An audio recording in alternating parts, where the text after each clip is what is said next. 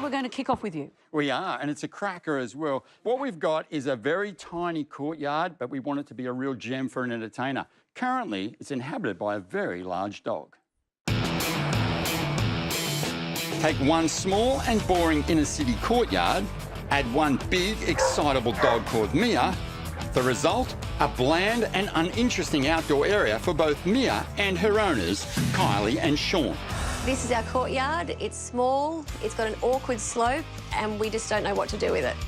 This is the newlyweds' first home together. Sean and I have lived in apartments for most of our lives, so we're really familiar with being able to design inside, but outside, too hard basket. We'd like a courtyard that we can relax in and our friends can relax in with us. The smaller the backyard, the more difficult it is to design.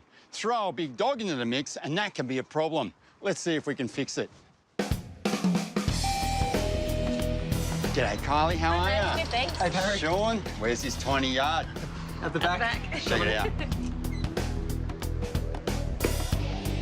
This is the courtyard. There it is. This is Mia. This is Mia. There it is. So little courtyard, big dog. Yes. It's a tight but interesting little space, isn't it? With a little nook here. We've also got this rear entry to the space. And the rear entry's got that really awkward slope, which is what we find the most difficult thing, to try and incorporate that but make it look nice. No bigger than a carport, we've got a challenge on our hands to make this a lovable, livable space. I don't like the pavers. Okay. That's always been an issue of mine. I just think that they look ugly, old. It's quite barren, isn't it? It is, and it's hard underfoot. It's a small space that we want to make larger, as well as an entertainer's delight. How about we put some ideas on paper? Brilliant. Great. Okay, guys, your little courtyard looks something like this. Now, you share that with Mia, and for her to be happy, the dog panel needs to be here on an angle. That way she can see you and she'll be happy. To make this tiny yard seem bigger, we'll need to zone it into 3 separate areas. A curved pathway will lead us to the rear gate, beside which we'll install decking and vertical gardens. In front of that, we'll have stump stools and a fire pit, and we'll combat the slope with a sleeper retaining wall. A decorative screen will create a separation from a lounge area and barbecue. The kennel will be carefully positioned next to an elevated daybed. It's great that Baz is here. I mean, he's given us some great ideas. I feel like we're in safe hands. An expert. First things first, let's rip out those pavers. Poor old Mia, I'm not sure she's aware of what's going on here, guys. She She doesn't know what's happening. She'll love it, don't worry, let's go. The pavers come up in no time, but rather than throw them in the skip bin, Kylie and Sean have a clever idea. So our cunning plan with the pavers is to advertise them online, get a few bucks for them. It's better for the environment too. And we'll put negotiable as well, though. Yeah. With the pavers gone, we've got a blank canvas. Time to position the kennel so we can build our courtyard. So, mate, hey guys, look at this. Oh, look at that. Mia likes it already. She loves Straight in it. there. It's so much better. And the kennel where she's going to live is what's going to tie everything together. Now, if she's in a kennel that can see you having dinner, she's going to love that kennel and want to stay there. Is that not the sound of happiness? She likes it. Yeah. Sounds approval. Dylan and Sean are onto the retaining walls to get rid of that awkward slope. Setting everything straight and level is absolutely essential when it comes to retaining walls. Mia, off the line, please. Now, with retaining wall posts, the rule of thumb is as high up out of the ground you are, is how deep into the ground you have to go. With the posts in place, you simply slot the sleepers in. Now it's over to Sean to build the walls of the new daybed. It's a lot harder than it looks. Enough? Yeah. Now Cool. you've got 1, 2, 3, 4 more to go. I'm gonna need a coffee break. No, keep going, mate, keep going.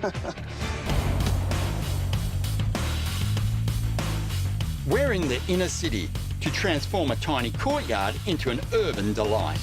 Kylie and Sean are desperate to make the most of their space and accommodate their dog Mia.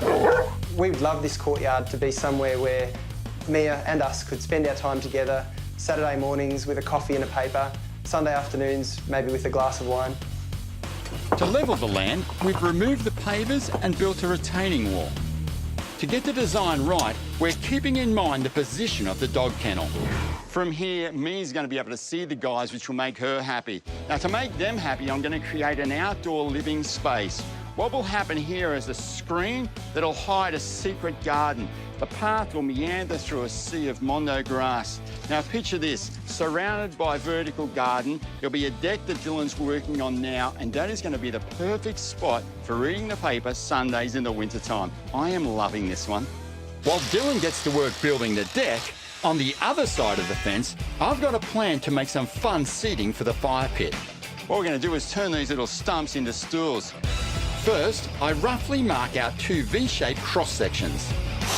Then, cut them out to make the legs for my stump stools. Okay, that's looking fantastic. I'm just going to give it a sand.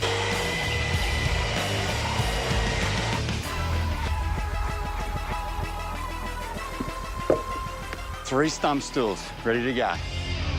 Meanwhile, Dylan and the boys are making great progress with the decking and the new pavers. Rather than throw out the old pavers, Kylie and Sean advertise them online, and now they've found a buyer. Thanks, Robert. Cheers. Appreciate Thanks very much. it. Yeah, thank you. Thanks, Kylie. It was lovely. You. With the last of the new pavers laid, it's time to plant our secret weapon.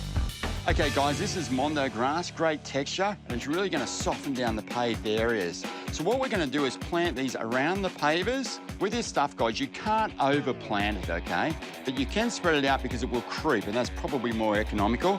While Kylie and Sean crack on with the mondo, Dylan's working on prettying up the fence. This great little vertical garden system can be mounted onto the side of a house or even to a fence. I'm going to dress this one up today, mounting it on a backing board of form ply, and then placing a border of reclaimed timber I've cut to length with a few miters. Now, I'm not too worried about the miters being super tight because it's a bit of a rustic feel, and I think that that's kind of how it's going to look. Attaching a decorative backing board is an easy way to give a vertical garden a boutique look. Hey, mate, these have come up a tree. Thanks, mate. Right here? Yep. Meanwhile, Kylie and Sean have cleaned up with the mondo grass. But we want the finished job to be a surprise. So it's time to say goodbye. Looking good, isn't it? It's incredible. Fantastic. I'm happy to say your work here is done. I'll take that. Great. We'll finish the rest off. Take care. Cool. Excellent. Thanks. Hey, guys. No peeking. With Kylie and Sean gone, Dylan and I can get busy making their courtyard look pretty. What this is going to do is draw your eye from the house right to the back corner of the garden. A key feature of the new courtyard will be a raised platform for Mia's kennel beside a beautiful daybed. Mia's favourite spot in the old courtyard was that scrappy bit of artificial turf. I reckon she's going to love this a lot more, and so is Kylie and Sean. I've got to say, I am loving this, and it's all coming together perfectly. I can't wait to see what she and her owners think of their new courtyard.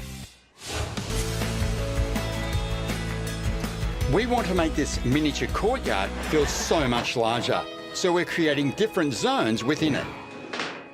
The white Oxy-Shield screen is going to give the courtyard a real designer look, but also your eye is going to be drawn to this, as well as the vertical garden at the back, give us a real sense of dimension. Dimension is everything in such a small space, and that's why we've gone for a modest awning from Bunnings. A simple awning like this gives you the ability to have the doors open if it's raining. You still cook inside, but you have an outdoor experience. That's all our construction done. Now it's just a matter of furniture and a few finishing touches, and our work here is done. Oh my gosh. Oh, wow. Oh my goodness. Look at the garden up Oh, there. wow, The that's decking is amazing. Awesome. Look at the Look kennel. at me in spot. Right here. It looks like real grass. Look at that. Oh, Oh my gosh, wow. that looks cool. Oh, there's a fire pit. and those stools. It looks fantastic. I love it. We've got, you know, a fairly sort of small house, but now I feel like we've got a huge living space. It's amazing. I don't think we'll be going inside. A real fire pit. Got a real rustic feel up here. A natural sort of feel. I like that. Doesn't feel like we're in the inner city. That vertical garden is a real feature. It's absolutely incredible. I would never have pictured we could do so much with such that small space. Hey, hello. What's here? Look. Let's go. Yeah. Oh, what's this? Ooh. Mia's artificial turf that she has now is 100% better than what she had before. We no longer feel like bag parents. Now she has this palatial daybed. I feel like now we have the courtyard that is perfect for us, to be able to enjoy it together for a very long time. Oh, well done.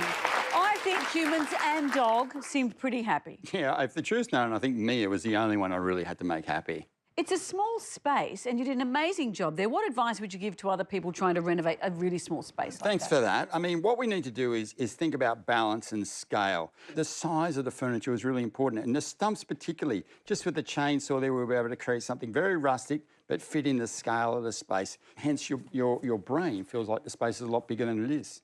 You have an amazing brain, Barry. Matches your hair.